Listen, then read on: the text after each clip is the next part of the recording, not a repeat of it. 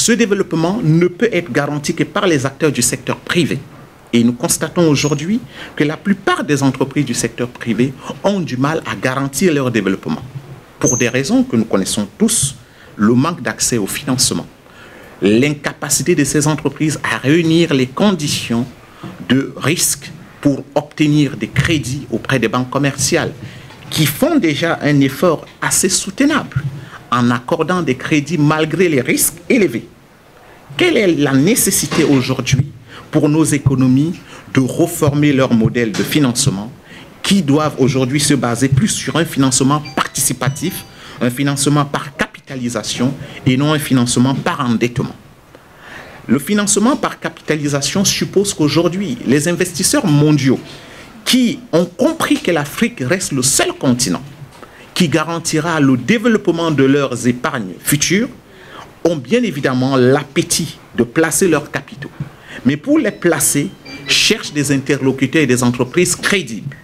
Ces entreprises crédibles supposent des entreprises qui sont normées, qui remplissent toutes les conditions financières admises, mais également des conditions de gouvernance en matière de risques pour garantir une rentabilité subséquentielle des différents investissements placés. Encore une fois, je voudrais vous le souligner, l'Afrique a beaucoup de difficultés à convaincre les partenaires mondiaux sur le financement de son développement. Cette complication est d'abord cynique à l'appellation pays pauvre et très endetté, que j'ai l'habitude dans mes mémoires de soutenir en disant on ne peut pas être pauvre et être endetté. On est endetté lorsqu'on est riche. Mais lorsqu'on nous qualifie d'être des pays pauvres et très endettés, c'est lorsque nous venons dans l'étape de négociation, nous venons avec l'idée que nous sommes déjà sous-évalués. Et conséquemment, le taux de l'emprunt devient beaucoup plus élevé. Parce qu'on suppose qu'on est pauvre. Donc on est appelé à tout accepter. Pourtant, nous sommes riches parce que nous sommes admissibles à l'endettement. Pour emprunter, il faut être solvable. Et si on est solvable, ça veut dire que nous devons négocier égal à égal et protéger nos intérêts au niveau des taux pour amoindrir la charge de la dette et garantir une assurance sur l'amortissement du capital qui doit être remboursé. Ceci étant dit, je suppose que le FMI, la Banque mondiale, n'ont pas, à tout état de cause, rempli avec mesure l'ensemble de leurs missions dans l'économie africaine. Pourquoi je le dis? Nous constatons encore des pays qui ont du mal à obtenir leur décaissement à présent auprès de ces institutions simplement parce qu'ils n'ont pas rempli leurs obligations de remboursement. Pourtant, nous constatons qu'aujourd'hui, la crise financière que peuvent traverser certains pays est surtout due aux différentes mutations que connaît l'économie mondiale. Nous voyons la guerre en Ukraine. Avant la guerre en Ukraine, nous avons tous été victimes de la crise de Covid. Ce qui suppose que les États ont subi les mêmes conséquences que tous les pays émergents ont pu connaître. Et aujourd'hui, encore une fois de plus, le fait des pays africains de dépendre aux emprunts auprès de ces institutions les soumet obligatoirement à une dépendance en termes de productivité. C'est ce qui suppose qu'aujourd'hui l'Afrique a besoin de définir et de mettre en place un pacte financier africain. Ce pacte financier doit être subordonné à la création d'un modèle économique africain, un code des investissements référentiels africains pour protéger nos investissements, fixer les conditions qui permettent à ce que les acteurs externes qui arrivent avec du capital puissent à 99% l'investir dans des secteurs de transformation et de production du capital local pour permettre à nos différents marchés financiers d'avoir assez plus d'épargne pour financer le développement de nos États sans recourir à l'endettement extérieur, en l'occurrence en devises étrangères. Je voudrais vous souligner aujourd'hui encore une fois de plus que la dette extérieure de nos États, elle est très lourde. Elle est lourde pour nos économies parce qu'elle est multiforme. Vous avez la dette monétaire et vous avez la dette en crédit fournisseur. Mais la difficulté est que ces dettes, les plupart, sont contractées pour financer la mise en valeur de nos États.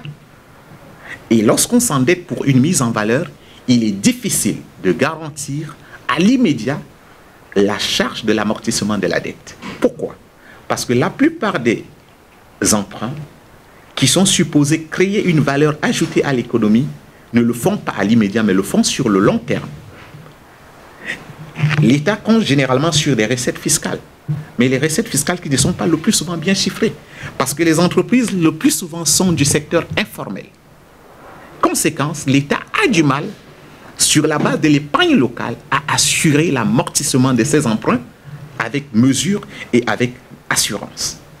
Il est obligé quelquefois de recourir à de nouveaux emprunts pour financer l'amortissement des dettes antérieures, ainsi que l'accumulation de sa charge.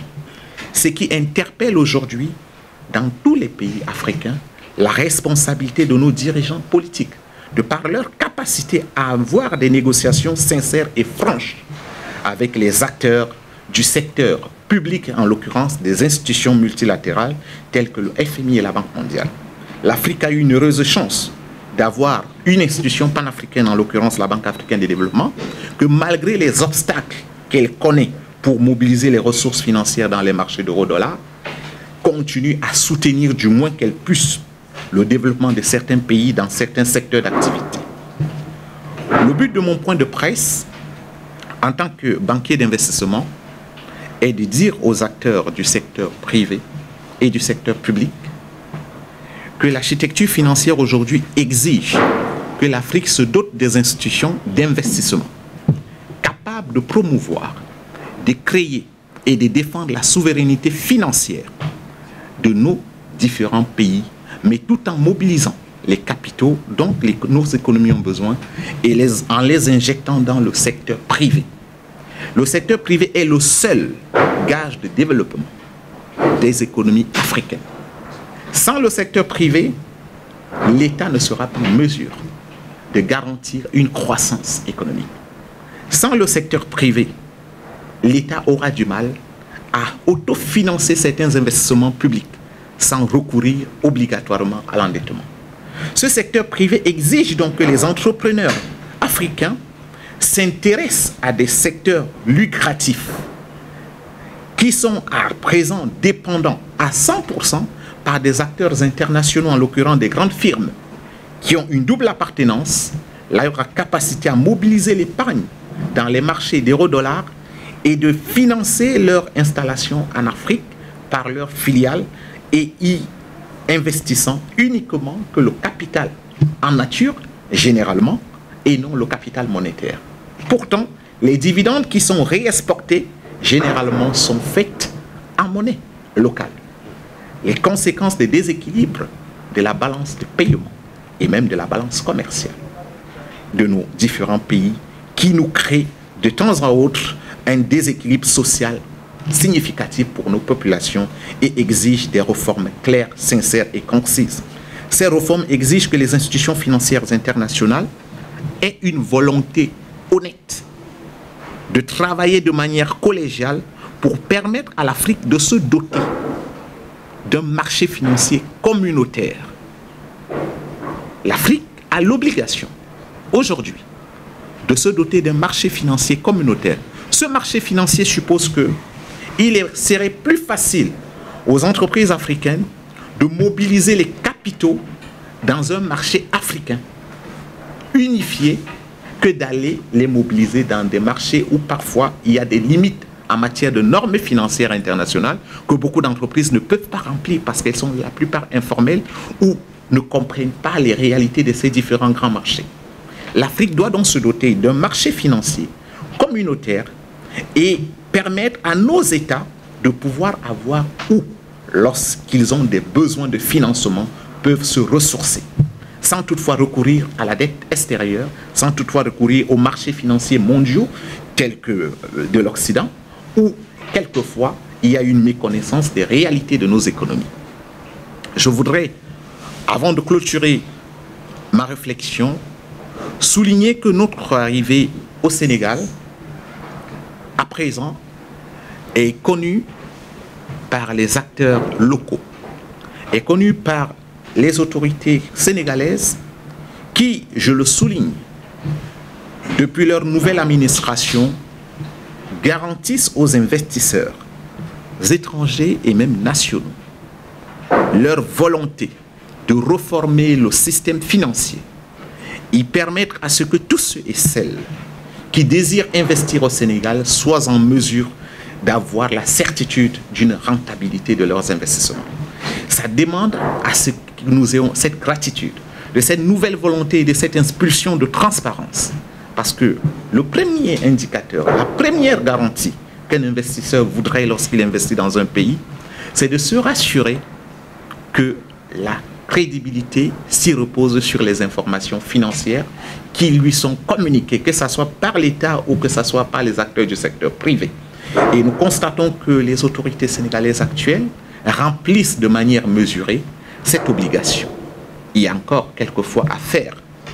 Lorsque les investisseurs y arrivent, ils ont également besoin d'avoir une assurance sur le plan judiciaire, sur le plan fiscal, que l'État conjugue des efforts de protéger et de sécuriser leurs investissements et même leurs propres personnes, sans qu'il y ait de l'entrave ou qu'il y ait de la sécurité dans la rentabilité de leurs actifs.